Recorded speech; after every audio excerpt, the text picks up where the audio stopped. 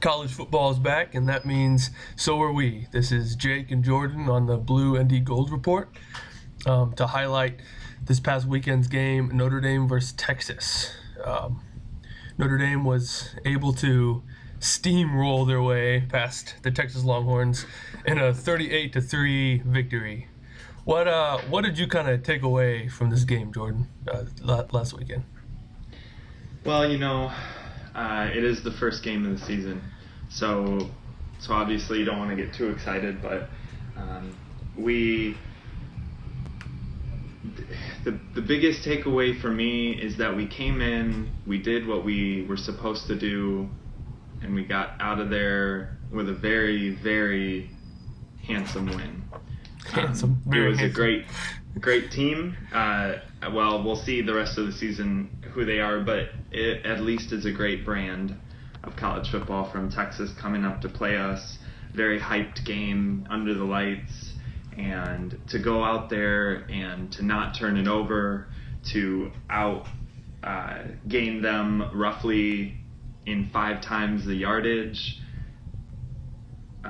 We just did what we were supposed to do. Yeah. When you say the yardage, I'm not very good at math, but here's some numbers for you. Notre Dame's total yardage was 527, and Texas was at 136.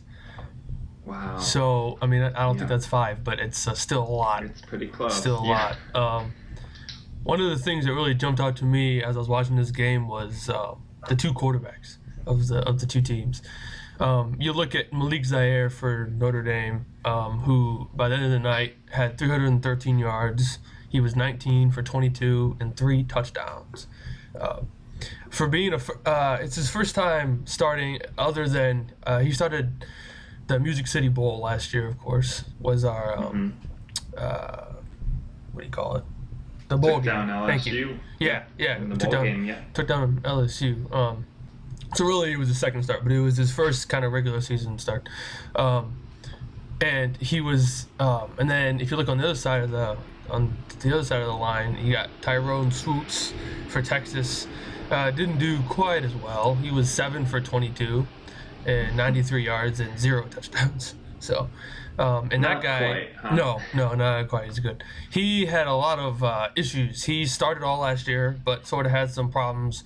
He had an injury early on, and then there was a bit of a quarterback battle between him and the second string guy, but he obviously won last year and this year. So yeah, but we just rocked him. It wasn't even. It was. Well, and it was one of the reasons for that is it's easy to look at the quarterback numbers, but those numbers are the way they are because of the two offensive lines. Or should I say our offensive line and our defensive lines play against their offensive line. Yeah. I would be hard-pressed to see a unit of 5 guys that did better than our starting 5 this weekend. On offense. Oh. On offense. Oh, on the offensive line. Okay. On offense. Yeah. That experience is really showing. And the defensive front, the front 7 for our defense, the linebackers and defensive linemen. Absolutely. Which is nasty. One thing that I noticed a lot of as you watched and as I talked to other people about the games is if you look at their offensive line, and for those of you out there who actually watched the game, you probably heard the commentators talking about how they have they had 2 true freshmen on their offensive line. Yeah. So that means they're going that these guys a year ago were playing high school football, and now they're going against these seniors and graduated seniors on our Notre Dame defensive line, which is just crazy. They were just getting pushed around all over the place. It was gross. What a way to start your college career, huh? Yeah. What's that phrase? Baptism by fire? Is that the? Yeah. It's crazy. Absolutely. Let's talk about Josh Adams for a minute. Running back for Notre Dame, number 25. He had to come in after Torian Folston had that injury, which of course we found out later in the week ended up being a MCL injury, out for the rest of the season. Which he's a senior, so I don't know if he might be able to get an extra year. I don't know. how that works. But Yeah. Josh Adams was able to come in and had on his first career run, he had a touchdown, 25 or like a 12-yard touchdown right off the bat. It was crazy. Yeah. What a way to open it. Yeah. Well, that talking about some of the reasons we might not want to get too excited for the season yet. A lot of people are hyping us up. Zaire's getting Heisman contention. Notre Dame's in ESPN's playoffs as of today. It's way too far to talk about any of that. And one of those reasons, you look at our running back line on our depth chart. Number 1 for this season was going to be Greg Bryant. Well, he's gone. Number 2 is going to be Tarian Folson. He's gone. So we're starting our 3rd and 4th string running backs, one of whom was a wide receiver last year, and before that was a safety. And the other 2, the guy behind him and the guy behind him, are freshmen. True freshmen. So I think the speed, the talent, the size is there. What's going to be missing is blocking in the backfield. You don't have a guy that has experience when Zaire's dropping back to pass 25 times a game. That's where we're going to be missing. Look for sacks to come because those guys just aren't used to it. Agreed. CJ Prosise, let's go back to him. He was the guy, like you said, is now the number 1 guy. He was the number 3 at spring camp. Now he's number 1. What a jump, right? And he was a slot receiver, because he's not very big. 5. He's about 6 foot, 200 pounds, something like that. Pretty small guy, but he is now the starting running back. And I watched an interview with him, and they asked him they said, how'd you kind of hold up during the game, because that's something that we don't think about. Is he's not, he's used to getting hit. Obviously, he's a football player, but he's not used to getting hit, in those trenches with 300-pound guys all around him. 20, because he had 20 carries on the night, 98 yards. Like that's very interesting. And he said that he just kind of kept his head down, and it wasn't, at least for that night, it wasn't as sort of physically demanding as Brian Kelly thought it was going to be for him. So that's a good sign, I guess. Then again, you're not going to get up there and say, "Oh yeah, it was really terrible." You're not going to say that. So, one last kind of big note about this that I really like to talk about is in our let's talk about some of these true freshmen that came out here and played for us.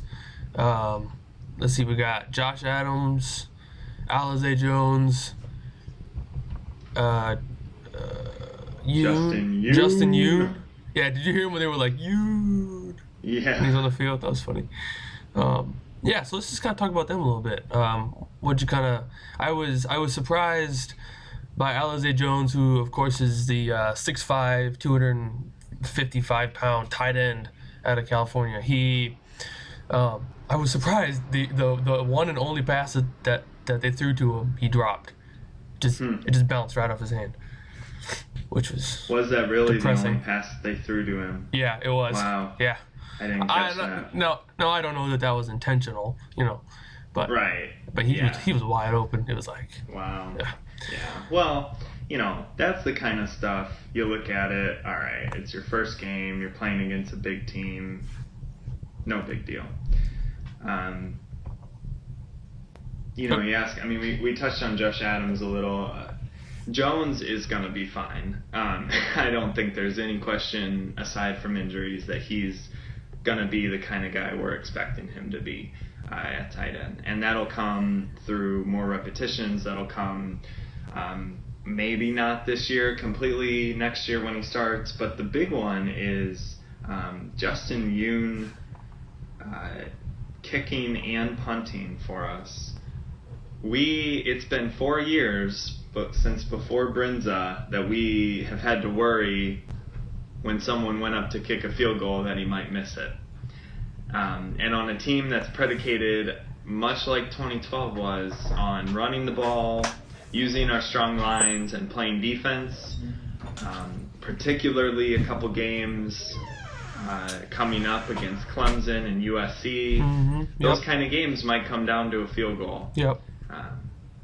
And so we'll see how he can do. He missed one, but he looked pretty good. He looked confident. He looked. He had a lot of opportunities. So. Yeah, and if you look at the one he missed, it was a 45, and then he hit a 38. And this is another guy you got to look at him because, a year ago he was playing high school ball in Virginia, and now he's on the stage. So, I agree. And he made all of the extra point tries, which their guy missed one of them, I do believe. I didn't keep a stat on that. The punter, though, we actually have. This is also, like you said, this is the first time in 4 years that we've had. Not only that we've had to worry about making the field goal when the guy steps up, but this is the first time that we've had a different punter and a different kicker. Because Tyler Newsome is our punter, who's a second-year guy, and then Justin Yoon is the kicker. So it's just a little interesting because it's a little different. It doesn't really make a huge difference for the most part because he landed he had 4 punts on the night. He looked great. Oh yeah, it was awesome. He looked great. It's that kind of stuff that we are good. I don't think we are athletically on par with TCU, with Ohio State, with Alabama, probably everybody else, but at least those three we're not. But punting, kicking, these small things are what's going to make us, hopefully, part of that playoff race. Yeah, exactly. If we can Special teams. Capitalize. Exactly. So.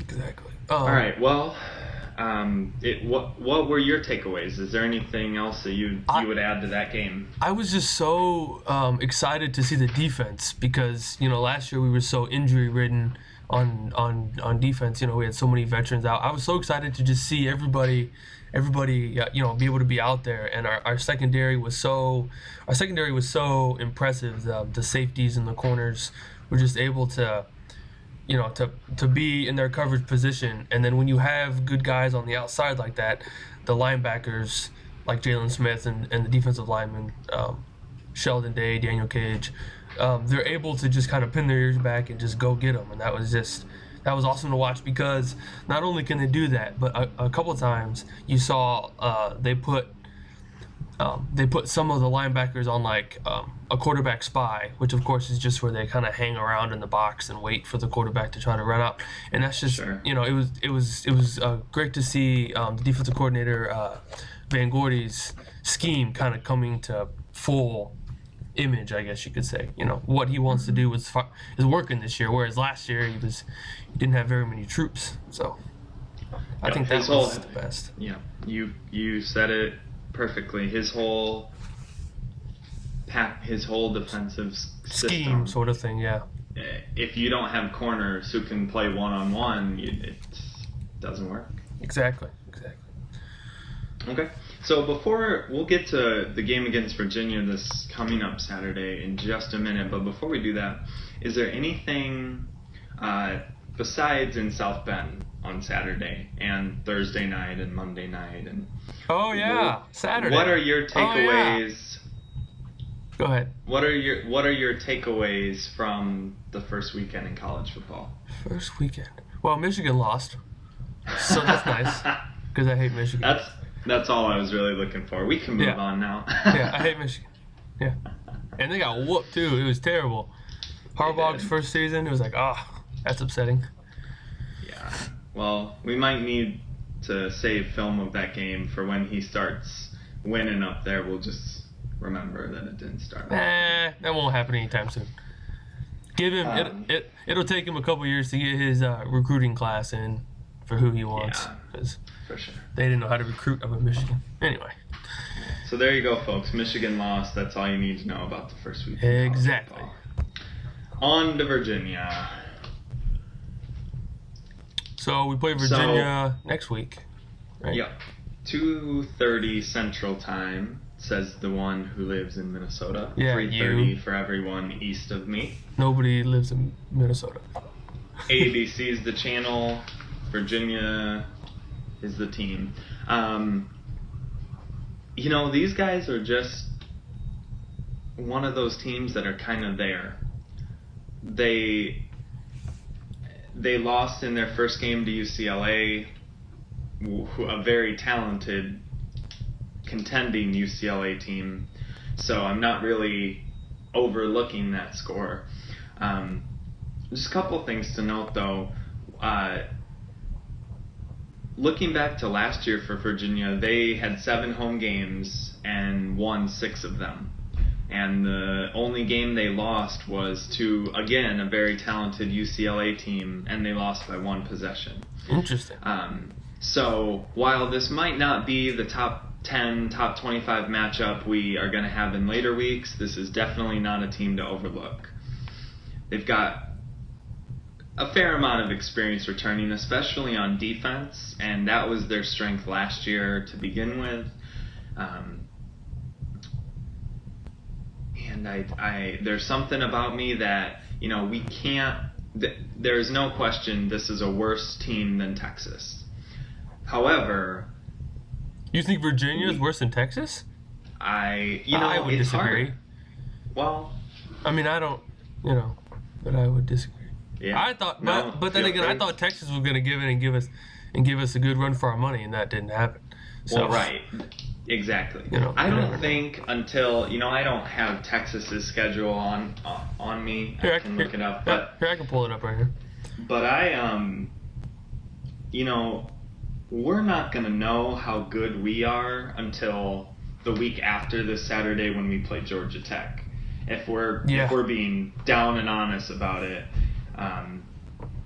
So this game will go a long way. We just can't give up a game here that we should win, basically. Should win. Yeah. There's no question. Sure, it's always tough when you're Notre Dame on the road to go into a different environment, particularly a team we haven't played in quite some time. But there should be no doubt about us winning handedly. So I got the Texas schedule here. Okay. So next week, this Saturday, they got Rice, then they got Cal and OK State. Let's see who else. Really nobody. Baylor at the end of the season. That's really the only other contender. West Virginia. Well, they're at TCU. And then Oklahoma. They're at TCU in 4 weeks. Yeah. And then Oklahoma the weekend after. Yeah. So that's back to back. So we'll see. Yeah. I don't know. We might never know where this Texas team is truly. I mean, they looked awful this first week. There's no question. But until they play some other teams, we can't really answer if that was us or them or both. Yeah. And they, when they've got TCU, Baylor, Kansas State, Oklahoma State, it might be 12 games into the season and we're still not sure. Exactly. I really think, I keep on coming back to that Notre Dame-Texas game. I really think a big part of that was the difference between their offensive line and our defensive line. Absolutely. Because the oldest guy that they had on their offensive line was a senior at center. Otherwise, their left tackle and their right guard were both true freshmen, and the other two were sophomores or juniors. Whereas all of our guys are juniors, seniors, or graduates. And they've played together for years. So, that's just it's a different thing. So. Absolutely. And I hate to keep. The last thing I think we need to do is jump past Virginia, but I'm going to pass over Virginia, and I'm going to echo what you just said and say that you can have all the talented, skilled position players you want, but it underscores, the game last Saturday underscores how important it is to have offensive and defensive lines that you can count on game in and game out. Yes. And our offensive line especially, that's why... Oh my gosh, did you see how big those guys are? I never realized how big they were. Every single one of them is over 305 pounds. McGlurty at right tackle, that guy is 6'5", 310 pounds or something. There was a one point where Zaire had dropped back for a pass, and McGlurty was blocking the defensive end, and he saw, or out of the corner of his eye, he saw a corner blitz coming out on his right. He was coming right for Zaire. He pushed the defensive end off of him, and did you see that clip on ESPN? Yeah. He spun around and barely clipped the corner's shoulder pad, and it gave enough. Zaire just enough to step up, bomb down the field. It's what? Yep. That athleticism at 300 pounds, 6'5", is what? That's fantastic. And then when there's 5 other guys who can do the same thing. Yeah, and You they all realize work together. They're all we've starting got to a work as a tight- machine. Absolutely. Well, they've played so much together. Yeah. They've played so much. And then we haven't even gotten to, look at Will Fuller. Guy had 2 touchdowns Saturday. He had 3 He could touchdowns be- Saturday. 3? 3. Here, let me double check my facts here. Let me get our facts Think. guys on it. Get our facts guys on it. Yeah, we've got a facts guy. Hey, we do. Shut up. Okay. My guy Receiver. says 7 Oh, receptions. you're right, too. I'm sorry. Okay. Chris Brown had 1. Sorry. There you go. Still. Because Zaire threw for what, 3 total? Yeah. I think that's what Yeah. I was confused to. Yeah. So, well, I don't know where else we leave it after that Texas game. We keep overpassing Virginia, but it's so hard at one game to really make any statements. I'm not ready to say Here's a statement for our defense, because I love the defense. So I can talk about defense all day long. Here's a statement. Texas has not been held to 3 points or less in the opener since 1950. Wow. I wasn't alive in 1950. You weren't alive in 1950. Our parents weren't alive in 1950. That's crazy. Yeah. So, that's for the defense at least. I agree, though. You can't start making statements. Well, I hate seeing big. those posts about Heisman, Zaire for Heisman. It's give it a week, So, he's a great player. Don't get me wrong, but you don't want to. I loved the clip with Brian Kelly was on an interview, and they asked him about all the speculation with Zaire for Heisman, and he kind of chuckled, and he goes, when you get to him, ask him that and kind of push him and see what he says. And he said, this will be a test. So they did. When they got to Zaire for the interview, they asked him, so what about the Heisman? Made it real. And he's like, oh, no, man, I'm just trying to play the game. And they kind of pushed it, and he just kept pushing it off. It was funny. And then they told him at the end, they were like, yeah, Kelly told us to do that. It was hilarious. So. Wow. I love, and something I think from him, obviously his numbers were great. There were only 3 incomplete passes, 300-something yards, 3 touchdowns. Great.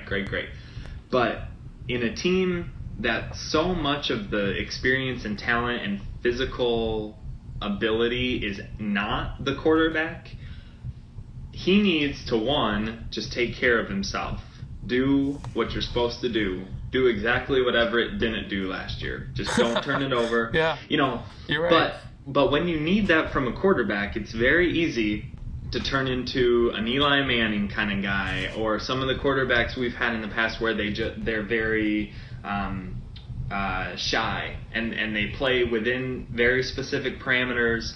They use their checkdowns. They're not aggressive because they're trying so hard not to screw things up.